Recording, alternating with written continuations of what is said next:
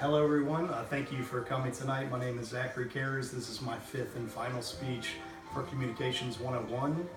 If you could please pan the camera just to catch everybody in the audience. These are my five adults that so nicely came tonight.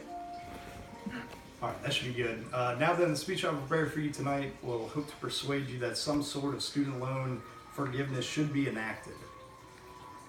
Let's get to the first slide here. All right, so this statistic is from the nextweb.com. It really helps just to introduce the student loan debt crisis. Since 1980, the cost of tuition has tripled, while the average income remains basically the same. I think this is pretty self-explanatory. Going back to 1980, the amount that graduates have spent or in actuality borrowed has tripled, while their salaries have pretty much stayed the same. Now, somebody could look at these numbers and just assume that maybe a college degree has become overpriced, maybe it's unnecessary, maybe they can just skip the whole thing. Not so fast. So this info comes from an article in the Washington Post, which cites a report from a labor analytic company called Burning Glass. This company mines data from millions of online job postings, and essentially their findings show that jobs from all sectors are experiencing what they call degree inflation, which is basically a rise in the number of jobs requiring degrees despite any major changes to their duties or workloads. For example, just 25% of people employed as insurance clerks have a bachelor's degree. However, 50% of job postings for insurance clerks today require a degree.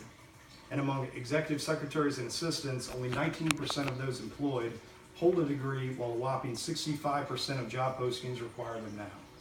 Essentially, the bachelor's degree is becoming the new high school degree.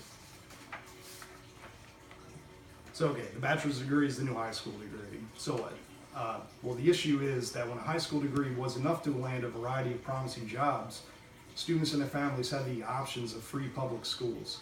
Now that a bachelor's degree is the bare minimum, there are no free accredited public universities.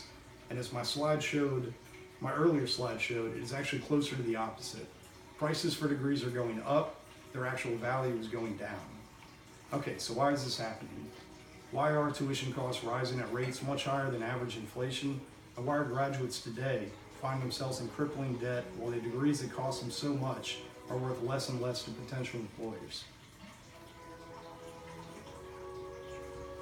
All right, so this information comes from a great book by Bill Zimmerman. It's titled The Student Loan Swindle. By the late 1980s and 90s, many states began to develop large budget crises. At the same time, there was popular support for tax cuts across the board. Eventually, these cuts caught up to the state college and university budgets. School administrators had no choice but to raise tuitions. There's also the issue of how government funding for colleges may have been misappropriated or spent frivolously, but that is an issue for another time. Now then, so this slide shows two schools, Ohio State and the University of Washington, and how they've been affected by budget cuts. In 1990, Ohio State University received only 25% of its funding through state legislature. In 2000, 10 years later, this dropped to 15%. In 2012, Ohio State only received 7% of its funding from the state government, and of course, tuition increased accordingly. Across the country, the tuition at the University of Washington increased by 150% between 2003 to 2013. Their funding also went from 64% in 2003 to 31% in 2013. And it has been students who have been forced to make up the difference through monster loans and crippling debt. All right, so this info comes from the Washington Post, just one big number. The student loan burden is more than $1 trillion. This burden does not just affect the students, but the entire economy as well. As graduates with huge debt, their ability to make major purchases such as home mortgages and auto loans has taken a big dive. These major industries, as well as others across the board, have taken big hits as graduates' debt-to-income ratio makes spending hard. According to RollingStone.com, in 2008, the U.S. government sent $700 billion to rescue Wall Street from its own greed. This money was supposed to fix the economy and help average citizens. Instead, it allowed big banks to keep the doors open and the CEO to maintain their massive salaries. A similar payment towards student loan forgiveness would immediately help to relieve millions of Americans of the tax burdens they took on while being a huge boon to the economy by stimulating spending. Okay, so just to wrap things up, state budget crises combined with the demand for lower taxes resulted in huge cuts for university funding by the states. This then resulted in higher tuitions, which combined with degree inflation made a college education more expensive while at the same time less valuable. This has left millions of graduates deep in debt, unable to stimulate the economy, which has begun to stagnate. Student loan forgiveness combined with strides towards more affordable secondary education is our best hope to reform this broken system. All right, that's the end of my speech. I'm going to open the floor if anybody has a question about anything. Who wants to ask?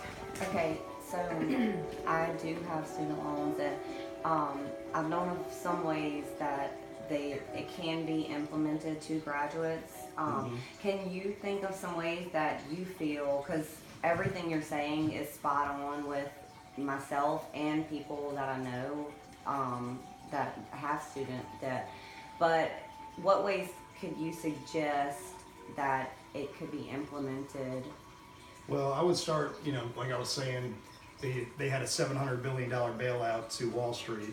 I think you could start with that same figure, put it towards this $1 trillion debt. It would pay a massive portion of it while still keeping, students who have made this commitment to a loan, they still have to pay some of that back while still getting all the benefits, like I talked about. I guess maybe my question is more about eligibility. Like, who is eligible for even some type of forgiveness?